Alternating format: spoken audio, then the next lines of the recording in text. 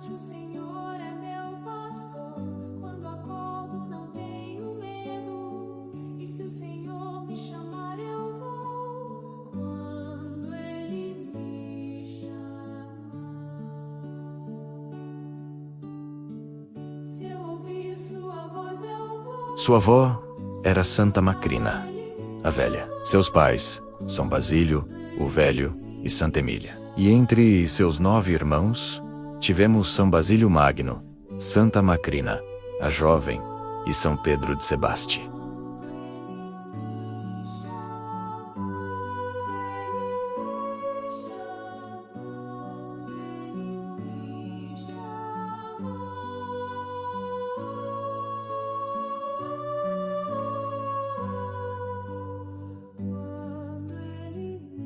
Ele recebeu uma educação primorosa, tornando-se um professor de retórica, uma profissão de grande prestígio na época. Ele se casou com uma mulher virtuosa chamada Teosebeia, e tudo indicava que ele seguiria uma carreira secular de sucesso. No entanto, a vida tinha outros planos para ele. Ou melhor, Deus tinha. A grande virada na sua vida veio com a influência de 2 pessoas muito importantes. Seu irmão mais velho, Basílio, e seu grande amigo, Gregório Nazianzeno. Eles o incentivaram constantemente a dedicar seus talentos intelectuais e sua paixão não ao mundo, mas a Deus.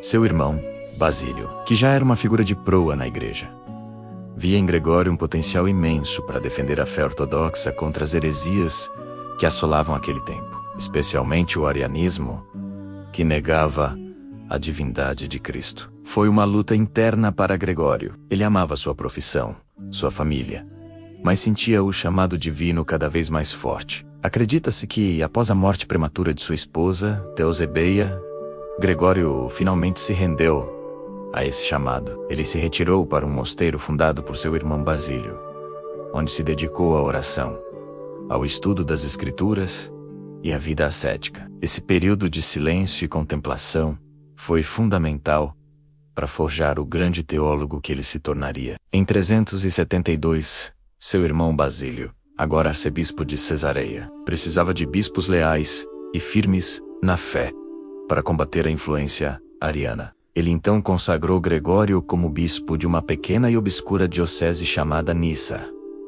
Gregório, por sua natureza mais contemplativa e intelectual, relutou em aceitar. Ele não se sentia preparado para as batalhas políticas e administrativas do episcopado. E, de fato, seus primeiros anos como bispo foram muito difíceis. Os arianos, que tinham o apoio do imperador Valente, não gostaram nada da nomeação de um bispo tão firmemente niceno. Eles o acusaram falsamente de má administração dos bens da igreja e conseguiram que ele fosse deposto e exilado em 376. Foram 2 anos de grande sofrimento e provação, mas também de amadurecimento. Durante o exílio, ele não parou de escrever e de encorajar os fiéis a permanecerem firmes na verdadeira fé. A providência divina interveio em 378, com a morte do imperador Valente em batalha. O novo imperador, Graciano, era mais favorável aos ortodoxos, e Gregório pôde finalmente retornar triunfalmente à sua diocese de Nissa, onde foi recebido com imensa alegria pelo seu povo. A partir daí, sua influência na igreja só cresceu. Após a morte de seu irmão Basílio em 379, Gregório sentiu a responsabilidade de continuar sua obra. Ele se tornou um dos mais importantes defensores da fé definida no Concílio de Niceia.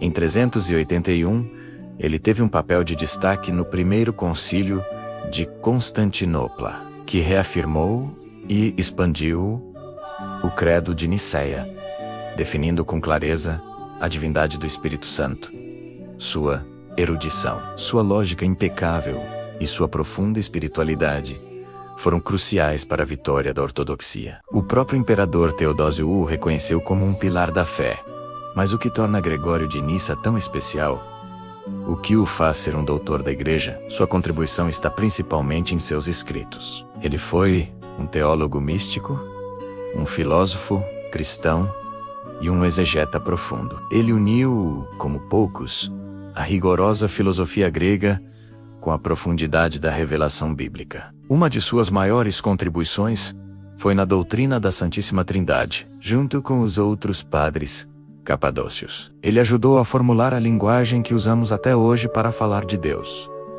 Uma única natureza, ou essência divina, em 3 pessoas distintas: Pai, Filho e Espírito Santo. Ele usava analogias brilhantes para explicar esse mistério, distinguindo a essência comum da propriedade pessoal de cada um. Além da Trindade, Gregório é conhecido como o pai do misticismo. Ele escreveu extensivamente sobre a jornada da alma em direção a Deus.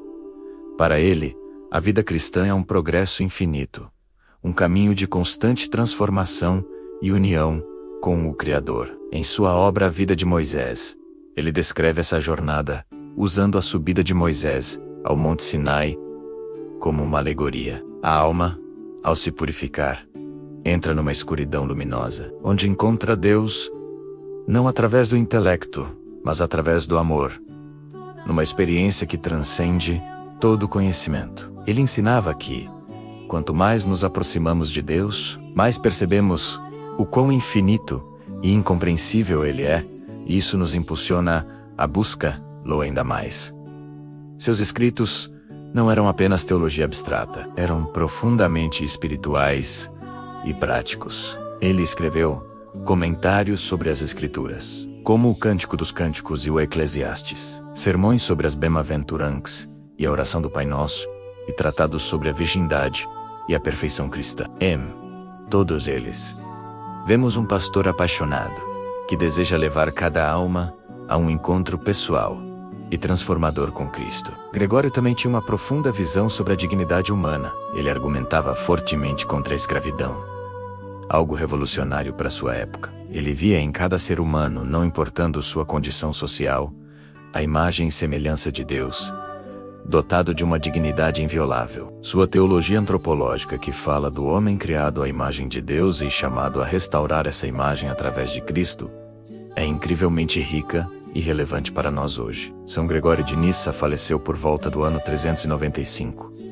Ele deixou para trás um legado imenso de sabedoria, santidade e coragem. Ele nos ensina que a fé e a razão não são inimigas, mas 2 asas que nos elevam para a contemplação da verdade. Ele nos mostra que a vida intelectual, quando unida a uma profunda vida de oração, pode se tornar um caminho poderoso para a santidade. Celebrar São Gregório de Nissa hoje é um convite a não termos medo de pensar a nossa fé. É um chamado a aprofundar nosso conhecimento das Escrituras e da doutrina da Igreja, não por mera curiosidade intelectual, mas para amar a Deus mais profundamente e servi-lo melhor. É também um lembrete de que a vida cristã é uma jornada dinâmica, uma aventura de crescimento contínuo no amor. Que o exemplo deste grande doutor da Igreja nos inspire. Que possamos, como ele, usar nossos talentos para a glória de Deus e a edificação da Igreja.